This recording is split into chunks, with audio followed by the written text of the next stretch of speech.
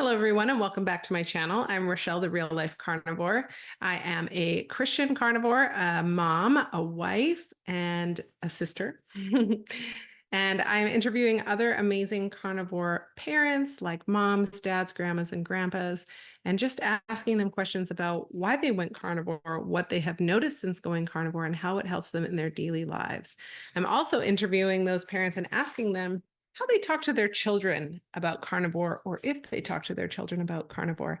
So if any of this interests you, I hope you'll stay to the end to check out this great interview that I have today. She's pretty famous in the carnivore space. She's very outspoken. She is one of my dear friends, and I'm really excited to introduce her to you. So without further ado, let's dive in. All right, everyone. And without further ado, I'm so excited to introduce to you Miss Courtney. She is a carnivore wife, mother, and a former chef on a yacht. She is amazing, and you guys are going to learn so much from her. And I'm going to shamelessly plug for her before she gets to about her new upcoming cookbook. If you haven't got on the pre-order list, you need to get on the pre-order list, and I will make sure that I drop the link below in the description box for you guys to do that. Courtney, welcome to the show. I'm so excited to have you here. Hi, thanks so much for having me. I'm excited to chat with both of you. Okay, well, I would love to start with you sharing your story. Why did you go carnivore? How long have you been carnivore? So I started, it was 2 years in May. And how I found it was, well, just like a quick backstory, like 25 years of yo-yo dieting, got a little warmer to, health with paleo and keto. So on and off keto for, I would say like 7 years. And I stopped doing what was working for me, unfortunately. I lost 50 pounds after my second kid, and I got caught up in the anti-diet culture BS. And I'm like, yeah, all foods fit, everything in moderation. There's no such thing as bad foods. I'm like, this sounds amazing. I'm going to go eat my croissants because, nothing's bad for us. Well, I quickly gained 40 pounds in 4 months, which is just like absolutely insane. So I was not in a good place. I was feeling horrendous. My depression and anxiety was, horrible. My skin was breaking out. I would wake up just feeling like lethargic and just like not good, sick and tired of being sick and tired. My husband was sending me Dr. Paul Saladino's TikToks.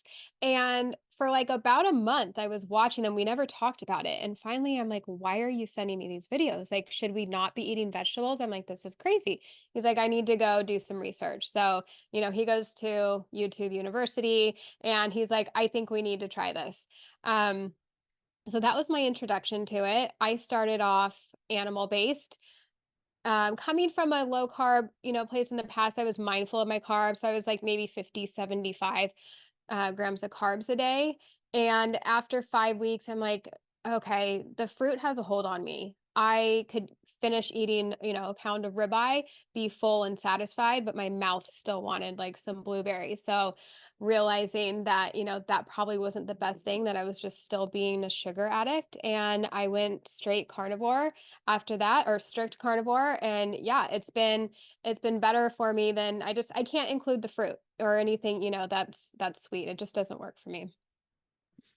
I love that you mentioned that because I think a lot of people can kind of get out into the weeds about it. Like, I love to look at carnivore as a just keep it simple, cut out all of the noise. And when I came to carnivore, the only noise that I kept in was dairy. I kind of had an addiction transfer from sugar to dairy, but it was really easy for me to cut out vegetables because I knew how crappy they always made me feel. But I bought into the narrative that, oh, they'll help you poop and, you need fiber. And I was like, do I need fiber? Because I'm like chronically constipated and then I take so much magnesium that I'm chronically having diarrhea. Like, is this actually helping me? I don't think so.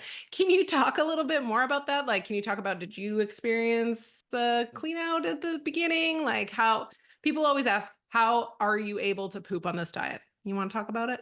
Yeah, a lot of people ask the poo questions, and it's one of my favorite things to talk about. I don't know why. It's just like funny too. So yeah, I experienced, I guess you could say, the loose stools in the beginning. But it shouldn't hurt. It shouldn't be uncomfortable. It literally should just be like, oh, I need to run to the bathroom. Like if you're having discomfort, then maybe something else is going on. Um, and it's just your body adjusting to all this fat. Like we're having a lot of fat and it can go right through you. So my tips for if you are having diarrhea, to maybe even have 3 meals a day instead of like intermittent fasting, or even like OMAD. Like even now, after I've been eating this way, if I do OMAD, like it's gonna go right through me, you know? So if you're having these issues, try having 2 to 3 meals a day so that way your fat is spread out a little bit. Not have that hot rendered fat, which is so delicious and like I can have now. But in the beginning, like if you're cooking ground beef in a pan, having all that liquid fat can go right through you. So having, more solid fat would be helpful. And yeah, some people experience constipation and do everything I told you not to do. So have that liquid fat. Make sure you're staying hydrated. Magnesium can help, but yeah, just know that it works itself out after a while once your body adjusts to this new way of eating, these new macros. And yeah, you definitely don't need fiber to go to the bathroom. I love that you clarified that because that is the belief of so many people. And they're like, somebody even left a comment on one of my feeds, one of my reels, saying something about how Elvis died from like all this meat decaying in his colon. I was like, that's not actually why he died. But if you want to believe that, if it helps you sleep at night, that's fine. Oh man, we could talk about that for a while, but those are all great tips. Can you talk a little bit about your family and carnivore? I know that you have children. How many children do you have? I have 2 kids, so I have a newly 4-year-old and newly 6-year-old. So they are not strict carnivore. They were, I guess you could say, animal based. If I had to pick a name for them, I our approach we take, it's tricky because I'm aware of the comments I get that I'm going to cause my kids eating disorders. So I want to make sure that they're not going to go to a friend's house when they're older and binge on all the things that mom won't buy. So our approach is they eat everything we eat. So we have a lot of meat and dairy, and they do have some fruit. I do try and keep, a limit on that as well. I just see them being sugar addicts with it. And I don't know, like, if someone wants to go down the rabbit hole, the Randall cycle, I don't know much about it, but I am aware, like, okay, well, I don't want to also cause issues with having a lot of carbs and a lot of fat. So I wouldn't say they're like keto or anything, but we just try to be mindful and try to teach them macros and just nutrition in general. Like we are prioritizing protein. If you want a piece of fruit, it's like, okay, what protein are you going to have with that? And then we also let them have some control and make choices themselves. So if we go out to dinner, not all the time, but sometimes I'll let them pick something, from the kids menu. And it's like, ugh, like I don't want them to eat this, but I know that I don't know, I'm just trying to have a little bit of balance, so it's not like I don't wanna pull the slingshot back, and then when they're free, they go eat all the things. So we give them a little bit of power in that way, but then we talk about it. Like, okay, we go to a kid's birthday party, I'll feed them before and hope for the best, but they're gonna have cake. It's like, okay, you don't need to finish that piece of cake, listen to your body, and then just later when they're acting crazy, it's like, okay, you see how you're feeling and acting right now? It's because of what you had earlier. So we just try and bring like attention to it and just, educate them. My little one, she'll be like, fat is flavor. So we just try and teach them like why we're eating the way we do. And I just hope for the best that, that I'm not screwing them up, because I do get a lot of backlash for how I feed them. So it's just, yeah, I just hope that they're going to be okay. I think it's really important that you touched on that as well, because that's obviously a concern of mine, having an almost 8-month-old. A lot of people, I don't even post pictures of my kid. Like I'll see other like cute little reels and I'll reshare them. And people are like, you're killing your kid and blah, blah, blah, like letting him eat a block of butter. And I'm like, oh my gosh, why are you so triggered about someone else's business, for one? And for two, like it's not your child. Like if I've done my research and you've done your research, which I'm sure you probably haven't if you're making comments like that, then what's the problem? Like, I'm the one that has to deal with the consequences of what I feed my child, whether I feed him sugar or whether I feed him meat. And I think there's an important distinction that people often miss about that. I'm curious, is your husband carnivore with you, or is he keto, or what does he do? Yeah, he's carnivore, but he's a moderator. So he can, once in a while have something off plan and then get back, right back at it. So, but yeah, everything we have in the house is carnivore with a little bit of fruit. And yeah, the comments on the kids, I feel like a lot of these people either they're young and they don't even have kids yet, or they have kids and they're triggered by what they're feeding their kids. So they're feeling defensive because they're feeding their kids things that aren't even food. Like, we're not arguing over, like, well, some people are arguing over vegetables, but like that's not what I'm talking about. Like, if you want to give your kid like broccoli and sweet potato, I mean, have at it, but it's the things that aren't even food, like Oreos and goldfish and this and that, and my kids have had that, but can we at least agree that this isn't food and we shouldn't have to have it part of our diet to be considered balanced eating? Like, this stuff shouldn't even exist. Like, it's just it's gross, and not to trigger people or be, like, rude because I've also been in that spot, but a lot of it's lazy parenting, and they don't wanna battle their kid. Their kid, of course, is gonna love french fries and chicken nuggets, like, that's absolutely delicious, but you don't want to put the effort in to have them maybe be like, I don't want this," but they'll eat it when they're hungry. I think that's the important part. Just like you probably found when you came to carnivore, you'll eat when you're hungry once you have your body nourished again. And like as a former sugar addict and, volume eater and restricted binge eater, like I can relate there too. I think I didn't know what it felt like to be full. And even now, so like I've moved to Lion just to see if it'll help resolve a few things that just have not Mhm. resolved with carnivore for me so far. And I mean, I can't believe how easy it is for me to undereat online. And I've never been able to undereat since coming to carnivore. Like I've been a chronic overeater since the beginning of my life. I think I've just always liked to overeat.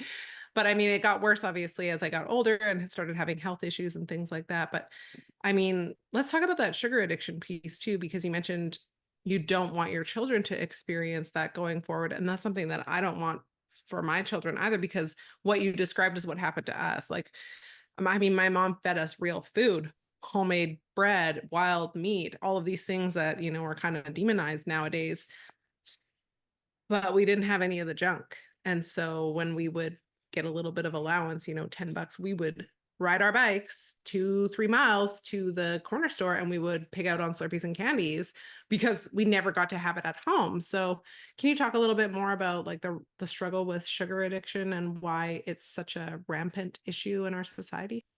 Yeah, I mean, you look around and you can just see that clearly the majority of the people are not metabolically healthy. So, whatever agenda they're pushing right now, that seed oils are okay and sugar in moderation, like that's clearly not working. That is not the answer. And I just did a podcast with Michelle Hearn about this. She's a registered dietitian who questioned everything she was told. So this topic is kind of like fresh and I'm fired up about it because there's been a lot of drama on social media about it that people just dismiss it and they don't think sugar addiction is real. And that's the big disconnect we're having. Like, they can't even admit, like, enjoy your Oreos and your ice cream if that's what you want to do. But can we at least just agree that they're not food and that we probably shouldn't be having them? But we can't agree on that. They think that everything should be eaten in moderation and everything's fine. And to have a healthy relationship with food, you need to be able to incorporate these non-food items to be considered, healthy with your food. I don't know. None of it makes sense. And talking about this lately over the last week, like I've gotten so many messages and comments, like everyone else is struggling with this too. I think that's kind of like why we love carnivores because all those sweet things are gone because we can't moderate them. When you're abstaining from things that don't make you feel your best, and eating this way, you just feel better. Like, just like an alcoholic, like why would you tell an alcoholic, oh, that's so sad, you need to be able to have a glass of wine a day, you should be able to moderate your alcohol intake? Like, why can't we see that food is the same? And a lot of people don't agree with that. And I've been both, or I am both. I'm a sober alcoholic and I'm a sober sugar addict, and to me they're very similar and they were both very hard to stop. I would say sugar was probably even harder to stop, than drugs and alcohol. I would agree with you 100% that sugar would be more difficult than drugs. I'm sure you've heard of those studies where they test lab rats and they give them heroin, or is it cocaine? Heroin or cocaine? One of Like the two. cocaine, yeah. Yeah, cocaine and then sugar, and the rats always prefer the sugar and they always go back for the sugar. And it's like, well, you're gonna get the same high and crash. Maybe not the extreme high and crash, but you will always go back for more. And then the next binge is bigger than the last binge because you're trying to get that dopamine surge, and it's just not possible with such a small amount of sugar. I want to ask you, you mentioned that you're an abstainer. Are you able to include sweeteners? Like, does abstaining mean no sweetened anything, or is that something that you're able to moderate? So I went 2 years without having anything, and I recently have brought in some stevia in the form of like flavored protein powder. And I mean, it's something I'm aware of because yeah, on some days it's like, oh, I can have a little bit and go about my day. But when the first time I had the stevia, it lit my brain up.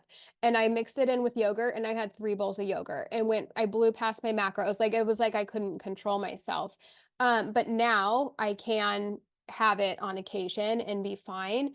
But yeah, I would just, pay attention to things that can be triggering and yeah, just kind of test it out for yourself or maybe not test it out because I even had we were out strawberry picking and I'm like, I'm just so curious. Like I want to taste one because they sound delicious, but I'm just curious like how I would react to it. I had a strawberry and then I had another strawberry and then I wanted the whole container and I thought about that container of strawberries the rest of the day. And this is just fruit. Like it's not, donuts and cake. So even just having that fruit was so triggering to me, and I didn't binge on it, but it, like, obsessively took over my thoughts the rest of the day. So, yeah, for me, that's why just removing all things sweet, maybe stevia once in a while, but yeah, for the most part, it's just better to not have it. Yeah, I agree with you. I feel the same way. I'm able to moderate like the Equip Prime proteins with a little bit of stevia, but I do observe myself. I'm like, if my brain starts getting manic about it, I'm like, okay, probably should not consume this. And I mean, it's a one-off thing. It's like once a month I might have a little bit, like I might make homemade ice cream and throw in the chocolate Equip or something like that. Like I'm not too concerned about one time having something like that, but it's like you said, when your brain can't stop thinking about that thing, when it's obsessing over it, that's the part that makes me realize, okay, this is not an ideal food for me to have. That happened with us. We went blueberry picking for Mother's Day, for my first Mother's Day this year. We went blueberry picking, and I was like, well, I just want to try them. They just smelled good. They looked good. I washed them. We picked them. It was lovely. I probably ate a quarter cup and I had the most severe onset of allergies I've had in like almost 2 years of being carnivore. Like my face swelled up, my eyes swelled up, my tongue swelled up. I was like, what happened now? Like this is not okay. But I mean, I had to go through that in order to learn, okay, blueberries are probably not for me. And that's okay. I'm totally okay with that. There was something that you mentioned about macros. Do you track macros? Do you think it's necessary to track macros? Is it helpful? For me, it's necessary. I could easily eat 4,000 calories a day. So right now I have goals to get the rest of this weight off, probably like 10 or 15 pounds. And if I'm not tracking, then I'm just eating in maintenance, which is great. That's something to celebrate. Like I can maintain this weight loss. And when I'm, at my goal weight, I'll be able to maintain it. But to actually lose weight, it's hard for me to eat that without tracking. So for me, it just helps almost like remind myself to or like bring awareness like okay am I actually hungry for this or am I just wanting to snack. So it depends on the person. I know a lot of people can just eat when they're hungry and stop when they're full and hit their goals.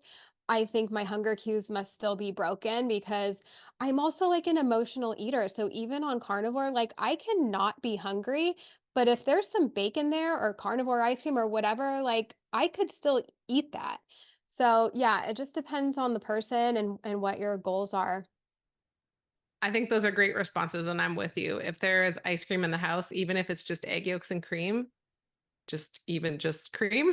I'm like, okay, that's one of those things that I have to be very mindful of. Like I made my husband ice cream the other night and I only made enough for him and I'd each have a serving because if there was more than one serving, I would have eaten the other serving.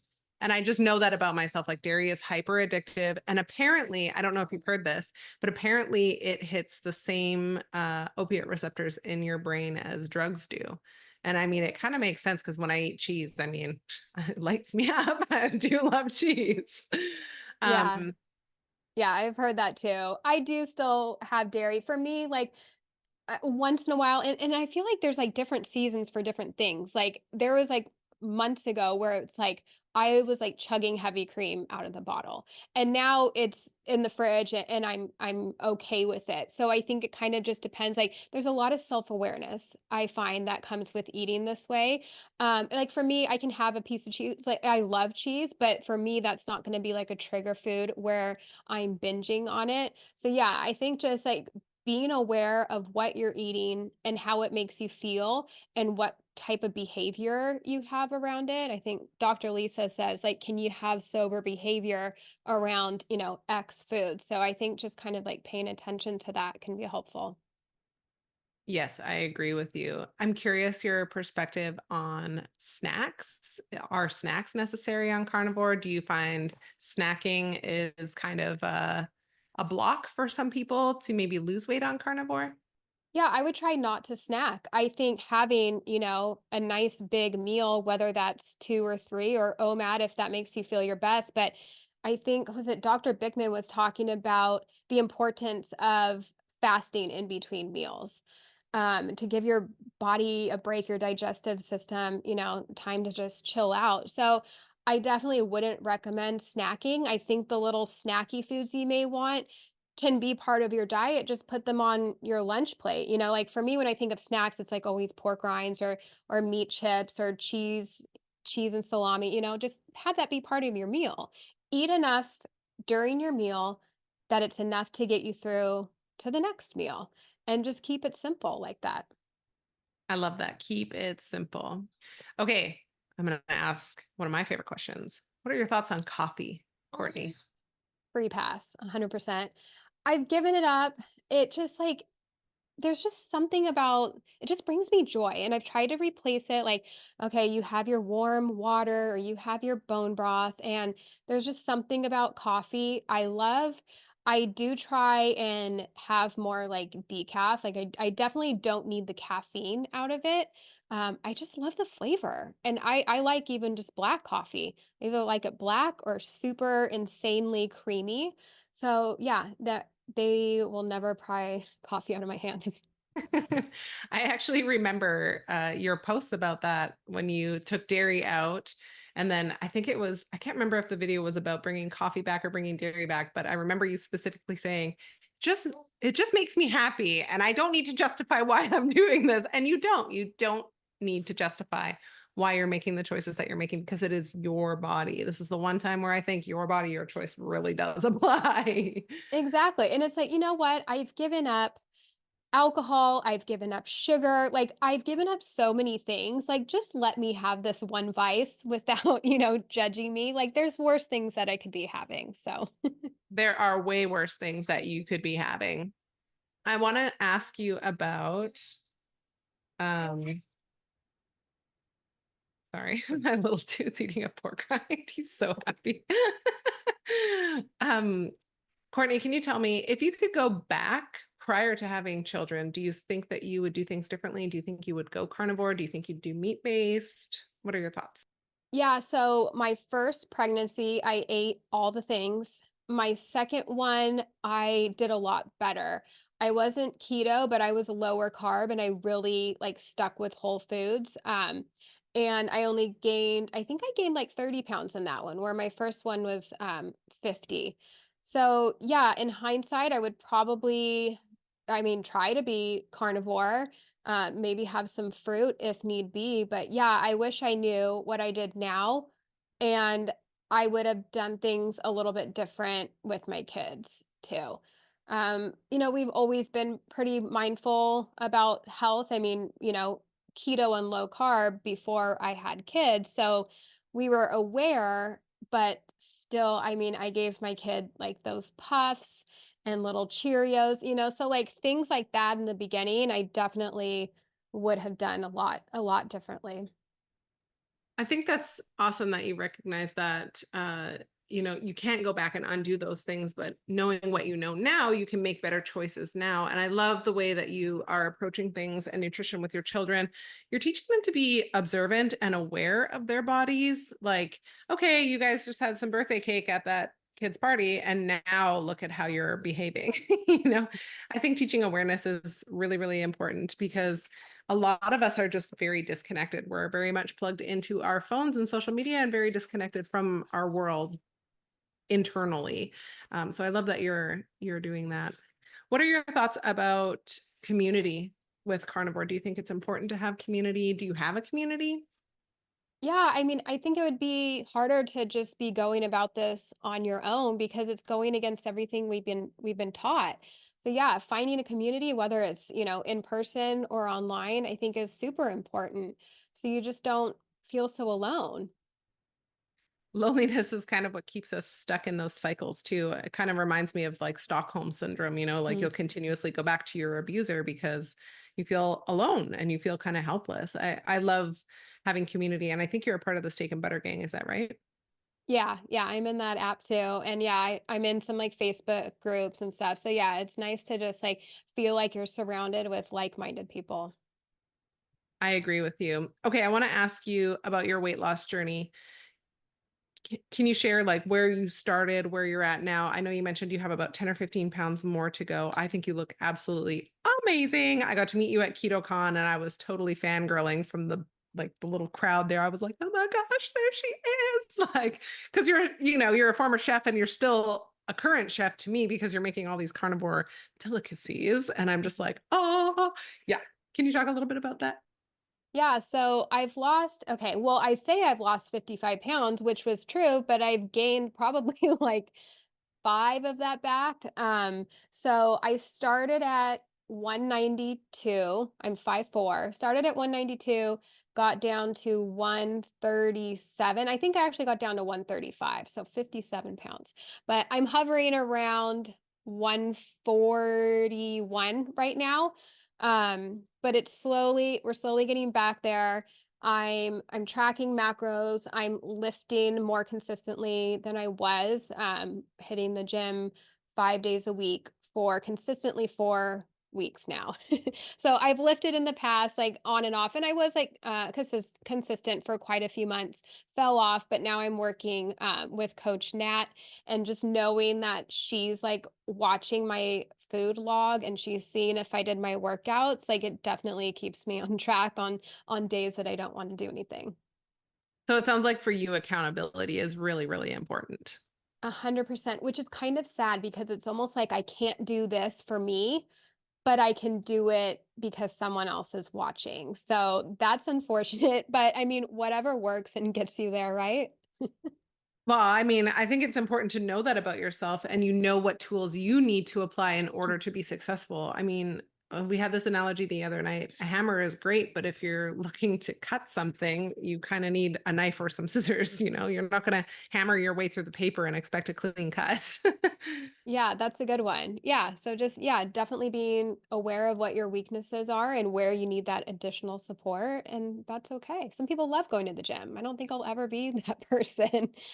Besides, getting like a guilt-free break and having that time to myself. But I don't know. I would say maybe I will be that person because I'm starting to see some changes and I'm seeing muscles coming out. So it's, I'm kind of past the point of what is it when you're just like excited in the beginning, and now that kind of like wore off and it's more like Honeymoon phase. discipline. Yeah, there's like a word that I can't think of, like when you're consistently going and stuff and you're maybe like excited about it, but now it's like I don't want to go, but I have to just, stay disciplined if I want to get to my goals. Yeah, and I agree with you. I think a lot of people lose the forest for the trees around their goals too. They're like, and I just want to touch on this because I think this is going to hit home for a lot of people. You said, um, it's kind of sad because you don't think that you can just do it for you. And there are just a lot of people who aren't able to prioritize themselves like that for whatever reason, whether, they had trauma as a child or just growing up, just the way the lifestyle that they've led. But the fact that you're able to do it now, you know what tools you need in order to take care of yourself that way. I mean, I think that's really encouraging. Yeah. Oh, I remembered motivation. Okay. I was That's the word. motivated in the beginning, but motivation wears off. And that's where like discipline comes in. So, oh, that was Yeah. maybe me. Yes. Oh, I'm so glad you remembered. Yeah. Motivation. My husband and I talk about this a lot. Motivation is fleeting. It is not something that sticks around, and it's not something you can really build upon, but you can use that motivation to build good habits to move forward. Yes. Um, can you talk a little bit about what a typical day of eating looks like for you, including days that you work out? Do you eat more on those days? Do you eat less on those days? Do you keep your macros the same? Yeah, my macros are the same no matter what I'm doing. Some days, like a couple days ago, I got a little carried away with my macros, but I feel like looking at like a weekly average, I think is what's important. So I keep it simple most days. Like right now, I'm loving the thinly sliced New York strip from Costco. They call it shabu shabu. I think it's like for hot pot. So I'm loving that. Bacon, like this morning for breakfast, I had bacon and butter, and then I went to the gym and I came home and had, so we do a lot of red meat, but I actually had chicken breast on an egg white wrap solely so I could eat butter because a lot of butter doesn't fit into my macros when I'm having fatty meat. So I purposely had low fat chicken so I could chomp on some butter. And dinner will be steak. We do a lot of burger patties. And then like occasionally I'll throw in, one of my creative recipes from the book. But for the most part, it's just simple. I loved your chicken and biscuits recipe. Oh, the um, biscuits and gravy. oh, sorry, yes, biscuits and I gravy like that one recipe. too. My husband thought it was amazing. Like he was like, "This is so good," and I was like, Oh, "I know thank we need her you. cookbook." I'm like, "We need her cookbook." Um, I love that you're so creative with these things, and I love that you're able to make stuff, very meat friendly, which is really, really cool. And I think a lot of people maybe get a little bit carried away with those things. They kind of get a little bit overwhelmed, like, oh my gosh, I have to make, this carnivore mac and cheese, and I have to do what to make noodles? And it's like, you don't have to do that. You can just keep it simple. You can literally just eat burger patties and steak, whatever is affordable to you. I wanted to ask you, Courtney, what are your thoughts on fasting, fat fasting, sardine fasting? I know you've done a sardine fast. I would love to hear your thoughts on that as well. Yeah, so I mean, I like fasting and I think it has its place. It's a great tool in your toolbox. I would add that it's maybe not for everyone all the time. It kind of just depends. I usually do intermittent fasting and for a while there, it was always easier for me to push off my food. So eating maybe between 10 and 6 or 12 and 6 because once I have breakfast, it's hard for me to stop eating. It's like it opens up the floodgates unless I'm like out and about being busy and distracted. But I'm having some leptin resistance, I just found out. So it's interesting because they say for that you should eat breakfast.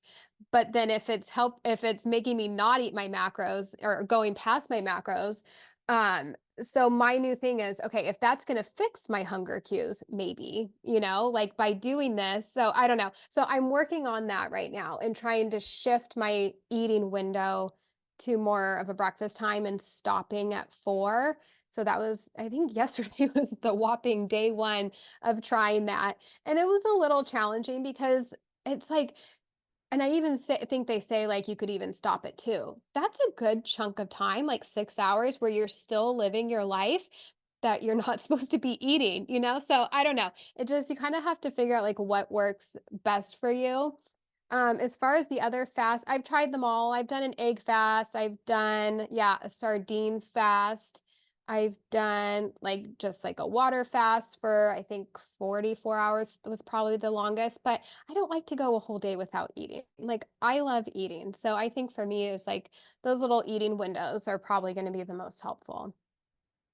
What was your experience when you did the egg fast and the sardine fast? How different were they for you, or were they about the same relatively? Totally different because the eggs weren't like as gross to me. I never checked my ketones or glucose doing the egg fast, but with the sardine fast, like my ketones went like through the roof. I feel like they were at like 3 or 3.5, where I'm normally at like point 0.4, point 0.5. My glucose lowered. And yeah, I felt really good. That why I did the sardine fast was to really like understand my hunger cues and just kind of get like reel it back in. I had, maybe got carried away with some food. So I wanted to reel it in. I wanted to lose some weight for KetoCon too. So I'm like, I'm just going to try it and see how I felt. And I felt really good, but I probably wouldn't do it again. I think incorporating sardines into your, daily diet or whatever is going to be a great idea. They're like magical little fishies. Or if you're looking to like get into deep ketosis, I think that's a great way too. But I wasn't gonna overeat sardines, so that was part of it. It's like, if you're not hungry, you're not gonna eat sardines. If I'm not hungry, I could eat bacon, but I'm not gonna do that to sardines, so it really just, you know, helped me realize if I'm actually, like, hungry or not. So, great experiment, never again. And I haven't had a sardine since, to be honest. Oh, you mean you haven't been making sardine toast or Nope. anything? I'm really glad that you shared that as well, because I call those test foods. Like, if I'm truly hungry, would I eat this? And so for someone like me, like I'm definitely allergic to fish and shellfish. So for me, I like there's no way I can experiment with those types of things. But like you, I could always eat bacon. I could always eat eggs. I could always eat cheese. I still haven't really figured out what the thing is. And as I'm saying that, I'm thinking like, lamb unsalted cold. I probably would not enjoy that if I was not hungry. So I think that that's my test food. But I mean, it's so interesting to me. We live in a really hot place. I think you live in California, correct? Yeah, Yeah, I I live in live. Southern California. Yeah, so I live in Texas and it's like 110 degrees here every freaking day, and it's just like I would rather eat cold meat than eat hot meat in this heat, because it's just I'm already hot and then it's hot and then I'm eating something that's hot. So it's just too much hot stuff for me. But yeah, I would say it's really important for us to find those test foods, those foods that if we're truly hungry, we will eat. And I think it also, for me, it kind of opens my eyes to the point where I'm like, how often do I eat because I'm bored? How often do I eat because I'm, feeling lonely or whatever? And you talked about that earlier about emotional eating. I think a lot of us do that, and I don't think it's as uncommon as we think. I think a lot of people eat because they're feeling something that they don't want to feel or they don't want to look at or address. But I love that you're so aware of that. I think that's really helpful for other people to hear. It leads me to my next question. Do you track your ketones? You mentioned ketones. Do you track them? Yeah, no, I haven't for like this whole time, but recently I have been. So like the last week I have started doing that just after getting some lab work done. Like my everything was fine. Like my glucose was just a little bit high, and I'm just checking to see if that was just like a weird fluke. It's just like a snapshot of that morning. So I'm just testing right now to see, yeah, if that was a weird fluke or if I am having some glucose issues. And so far it's been fine. And yeah, just checking my ketones just out of curiosity. And so far they've been point 0.4, point 0.5, which is just like the minimum of like nutritional ketosis. So I'm definitely not in a deep ketosis. I think that's more of like when you're really high fat. So yeah, I've kind of been digging into all this the last week actually, like digging into content on high fat carnivore and yeah, just learning a little bit about that stuff where I haven't totally been interested in that before. So there's like a lot of information. So I feel like it's just been like baby steps on like what I'm taking in and what pertains to me at the moment. But yeah, it's interesting. And then a lot goes in to just that and testing at the right time and what everything means and your food. And it's like it's a lot. It is a lot. And that's why I think your approach, like to keep things simple, is super important, especially for newbies. I track my GKI, which is the glucose ketone index. I got one of those little keto mojos and I check it every morning. I was checking a few times after meals just to kind of be curious about it, but I primarily just check first thing in the morning when I wake up. A lot of people talk about the dawn effect. I have not experienced that. It often tells me that I'm hypoglycemic, and I'm like, I feel great. I remember what hypoglycemia feels like. It does not feel like this. Like, it does not feel like this at all. But it's really interesting to me to see how what I ate the day before affects my GKI the following day. So typically for me, if I eat too lean, so I eat very, very high fat, like probably like my baseline would be 80-20. So 80% of my calories from fat, 20% from protein for those who don't know what that means, but probably closer to 90-10 every day, Okay. which is really, really high. But my GKI stays under 2 when I'm like that. And I've had it below 1, like I've had it at 0.7 and 0.8. And I feel amazing. But I have some really deep healing that needs to happen in my body. Like I used to have a benign pituitary tumor that was causing me PCOS plus insulin resistant PCOS. You know, I was infertile. There were a lot of like underlying hormonal issues. So there are still some things in my body that I know have not completely recovered yet. And so my thought is if I can get my body into this really deep ketosis, it can be helpful in healing these things. So I love that you're getting curious about that and you're experimenting, because each phase, like you said, there's different phases and stages for what we need to do and when we need to do it. Like you talked about, every day you wanted to eat heavy cream every single day and you could have drank it out of the jug, and now it's like, I could take it or leave it. I think our body lets us know when we're listening and in tune to it. I think our bodies inherently let us know, like, hey, I need this right now. Like I've been doing Lion and I allowed myself one day, because for 4 days I couldn't stop thinking about dairy. I was like, what is wrong with me? Like I haven't had cravings on Lion in forever. I gave myself one day where I had one meal that had a ton of dairy, and then I stopped thinking about it again. And I was like, oh, I guess I just needed that. Or like, I craved eggs. So I had the eggs, and then I was like, okay, I guess my body just needed something from that. But it's like building that trust in myself to recognize the signals when they're coming up that, hey, this is what my body is asking for, and being able to give it to my body. Yeah, and that's so interesting. I actually want to say something, then have a question for you. So yeah, while I'm digging into this, I'm like, okay, am I looking for a way to justify wanting to eat butter, or is my body like actually craving this? And then I actually logged in macros the other day for what high fat would look like for me, and it's not a lot of food. And I think that would be challenging for me. Like it was 85-15 ground beef, 1 pound, and then 1 stick of butter. Like those would be my macros. And I'm like, oh, that'd be very difficult. But I'm like, is my body trying to tell me something? But then I'm curious too, because I've heard that we should maybe be prioritizing animal fat in the form of like tallow or on the meat. Since you're actually eating this way, do you have butter? Like, is butter okay, or should we be getting it from like, fat trimmings? Oh, okay. I think this is very personal preference. I think if you have any thyroid issues like I do, even though butter is considered a safe dairy, like very, very minuscule amounts of lactose in it, because it's primarily just been rendered down to the fat. Um, I would say abstain. I found that I had to start abstaining from it. It was really interesting to me because I did modified line at first. So I kept in butter and I had bacon on occasion. And then I just stopped liking the taste of butter. And I was like, that's weird. And I suddenly like the taste of tallow. And I'm like, that's even more weird. Okay. And so now, I'm, like I said, I'm doing Lion. I might have one meal a week where I kind of just give myself permission to just have some things that are not Lion.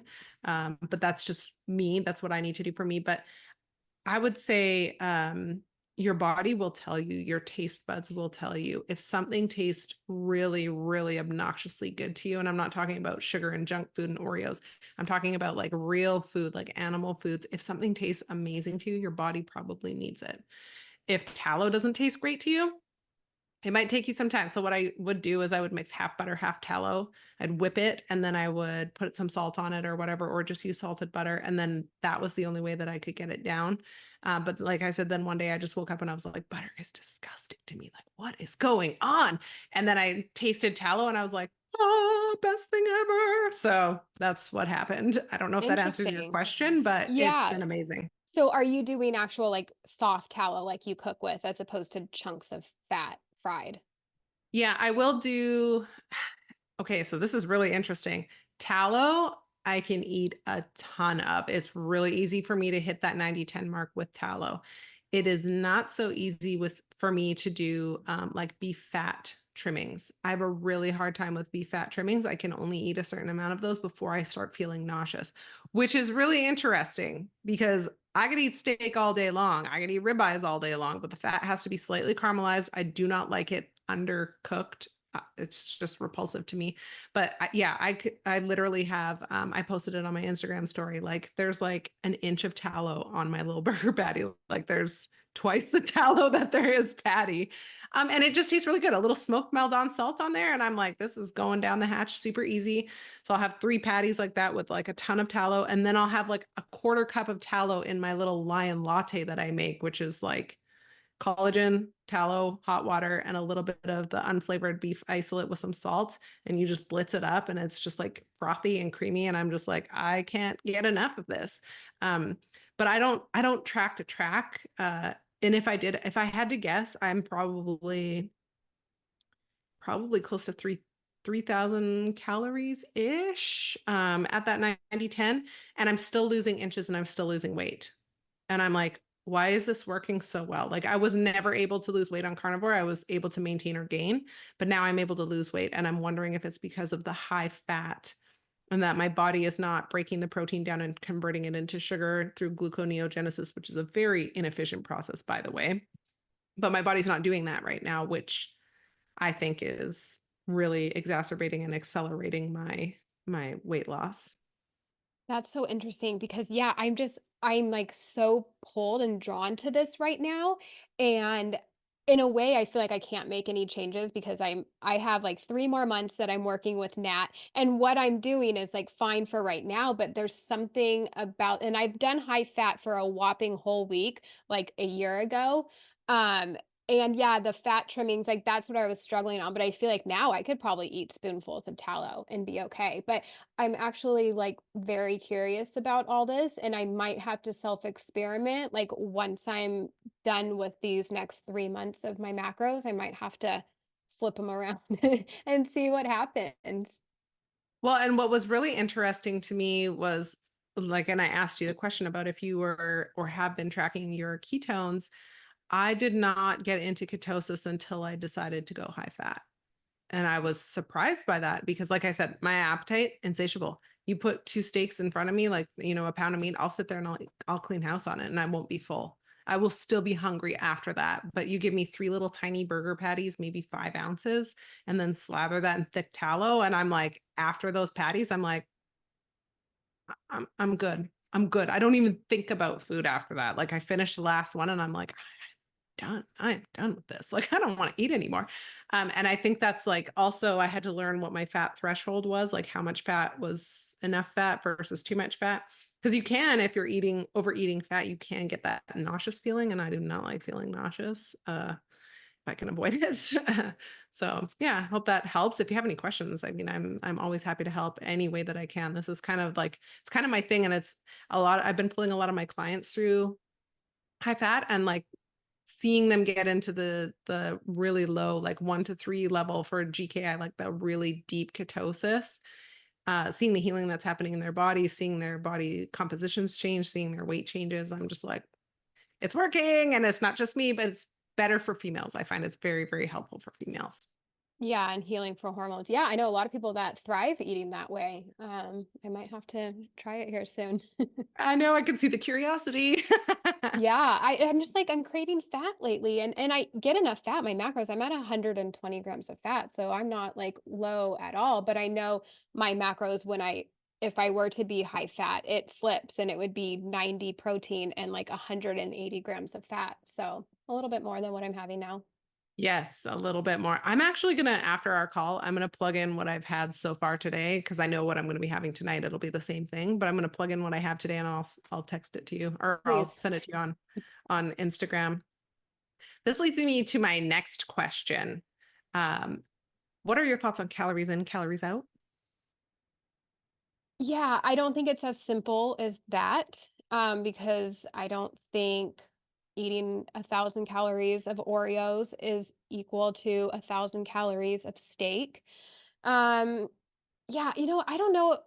This whole stuff like confuses me too, because then everyone's saying we need to be in a deficit to lose weight. And a lot of people are like, I'm eating 3,000 calories, I'm not in a deficit, and I'm losing weight. So, yeah, I mean, I'm the worst person to ask about this because I don't know. I think it's all like so confusing. And even just me and my macros, it's like, our movement changes day to day and what we're doing and like how is that I don't know, like all of it, like none of it makes sense to me, to be honest.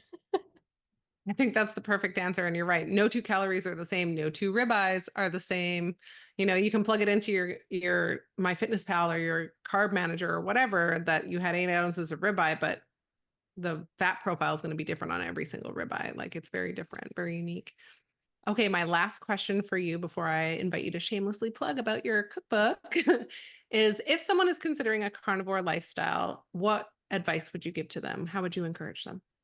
Just give it a shot. If you're curious, give it a shot. You have nothing to lose. Like, knock on wood. I can't say that nothing bad's going to happen, but if you're nervous about, some of the things that people say about it, nothing bad's going to happen to you in 30 to 90 days. I would say give it minimum of 30 days. I would say 90 days would be even better.